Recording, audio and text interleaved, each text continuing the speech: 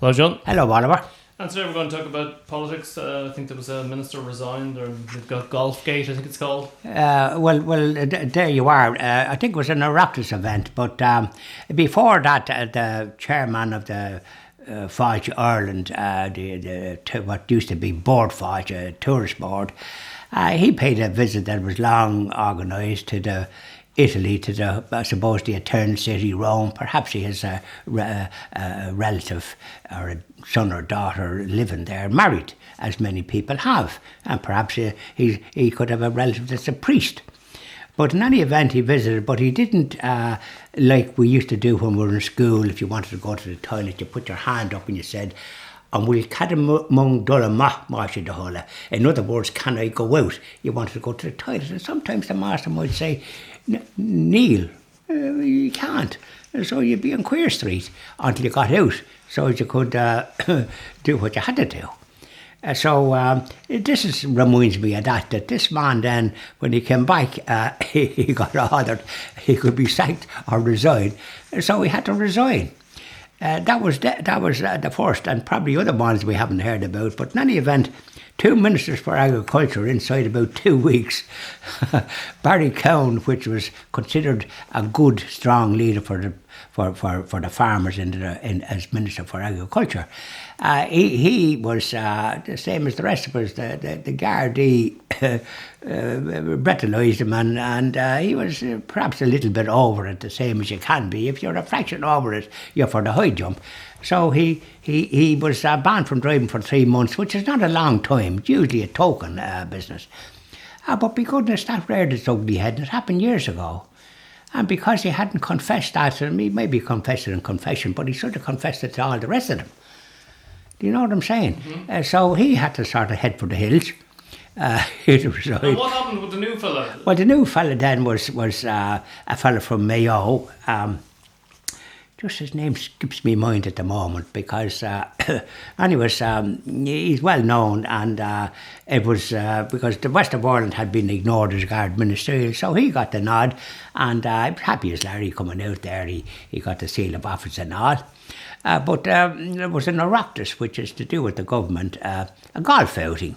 And nothing wrong with that, because if you're in a golf course, I suppose you're a good distance, because you have to run after the ball when you hit it, and maybe it doesn't go too far, depending how good you are. And Phil Hogan, apparently the EU Commissioner for Trade, a very important job. He's there for a few years. He got the nod there when the Fine Gael and Labour were empowered, and off he went. He was after introducing something to do about water or something like that, whatever it was, and God, you could be paying a fortune for it. So people lost out, or he lost out, but he got the nod over to Europe, so he was doing very well. But he came for this Oireachtas, I suppose, invite for this Oireachtas, which is the government. You know, that's what it's called in Irish, Oireachtas. A golf outing down in Clifton. Not too far from the Atlantic. I suppose if you hit the bloody ball, it might go into the Atlantic, and of course it was gone.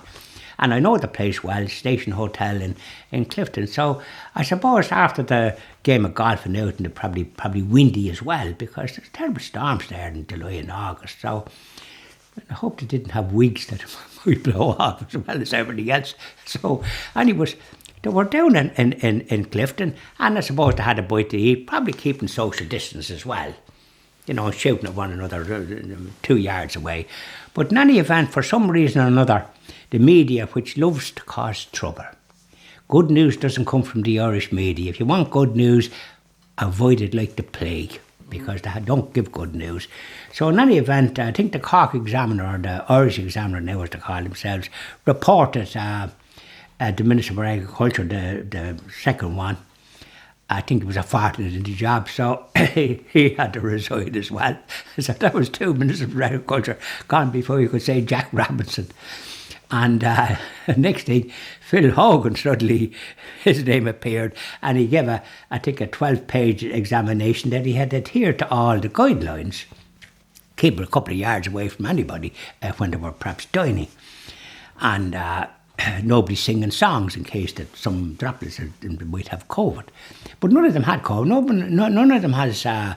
And he said he obeyed all the guidelines, but nonetheless, he had to head for the hills as well. And so now they've nominated a man and a woman. But I don't think they're going to get the jobs like what Phil Hogan had, because I don't know who they're nominating, a man and a woman. So I think a woman from the Green Party. So I don't think any of them will get any kind of jobs. So I don't know who they're nominating, but I don't know whether anybody has any calibre or there would be a good influence and a strong influence in whatever department we're in the EU. I have a feeling they'll get some very minor role. And because we have a government here that's a mixed bag, and only for the COVID and this business of what they're at, I think they'd be gone a long time ago. With these resignations, usually that's nearly enough for another general election. So you see where I'm coming from. This business of people having to resign because they haven't kind of confessed where they were at. Apparently, if you confess or maybe get permission, and we'd kind of go and do a mash at the whole as we did when we were children. So this is the same thing here. So this is the restrictions this country has, far more, I think, than any other country. That's it. Thank you, John. Thank you, Albert.